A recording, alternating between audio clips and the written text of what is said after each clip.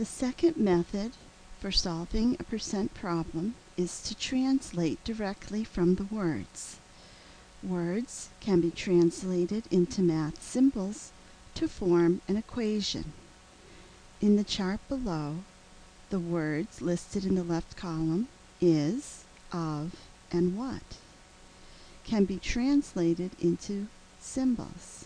Is translates into equals. We use the equal sign. Of translates into multiplication. We use a dot to represent multiply. What is the missing value? We can use any letter as a variable to represent the missing value. Translating will look very similar to what you solved using the percent equation. For example, 25% of 120 is what? Translation, 25 hundredths times 120 equals A. A will be the variable that represents the missing amount. Since we're multiplying the two factors together, 25 hundredths times 120 equals 30. A equals 30. 25% of 120 is 30. Let's try another example. 75% of 200 is what? Again, we're missing an amount. We will represent that by the variable A. 75% is 75 hundredths, of is multiply, and 200 is our base. 75 hundredths times 200 is 150. We solve for A, the missing amount. A equals 150. 75% of 200 is 150. Let's use translation to solve a percent problem with a missing base. We will translate 25% of what is 30. 25% translates into 25 hundredths. Of is multiply. What is the variable B representing our unknown base. Equals is, and our amount 30. B is a base. It is a factor. To solve for a missing factor, you'll use division. 30 divided by 25 hundredths equals 120. B equals 120. 25% of 120 is 30. Let's look at another example. 75% of what is 150? Translate 75% as 75 hundredths, of as multiplication, and what as the variable B representing our missing base.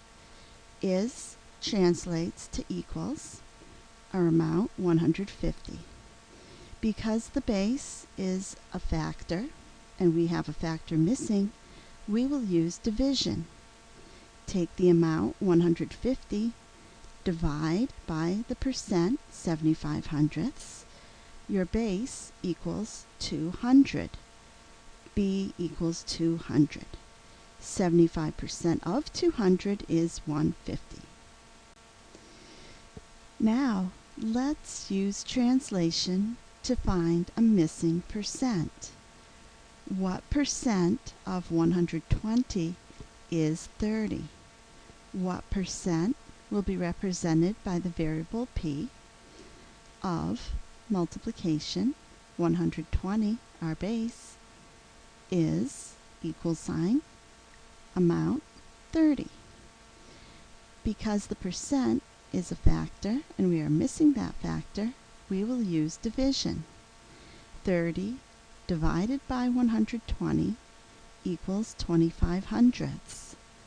P equals 25 hundredths. This is the decimal form of the percent, which now you will need to change into the percent number. Multiply the value of P by 100 and attach the percent symbol. 25%. 25% of 120 is 30. Let's try one more example. What percent of 200 is 150? Again, let's use the variable p for the missing percent of multiplication. The base 200 is the equal sign, the amount 150. Again, because we're missing a factor, the percent, we're going to use division. 150 divided by 200 equals 75 hundredths. P equals 75 hundredths. Again, to change P into the percent number, we multiply by 100 and attach the percent symbol. 75%. 75% of 200 is 150. Let's now solve word problems using direct translation. Once you read a word problem, you'll need to find the information and write a simplified problem. For example, the word problem, Carla ate 20% of the cookies in the box. The full box contained 50 cookies. How many cookies did Carla eat? We can rewrite this in a simplified form as 20% of 50 is what?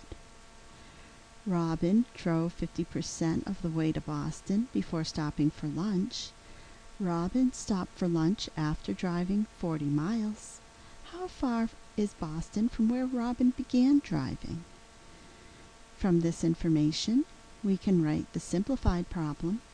50% of what is 40? Milo took a test containing 20 questions. He got 17 questions correct. What percent did he earn on his test? This would be simplified as what percent of 20 is 17.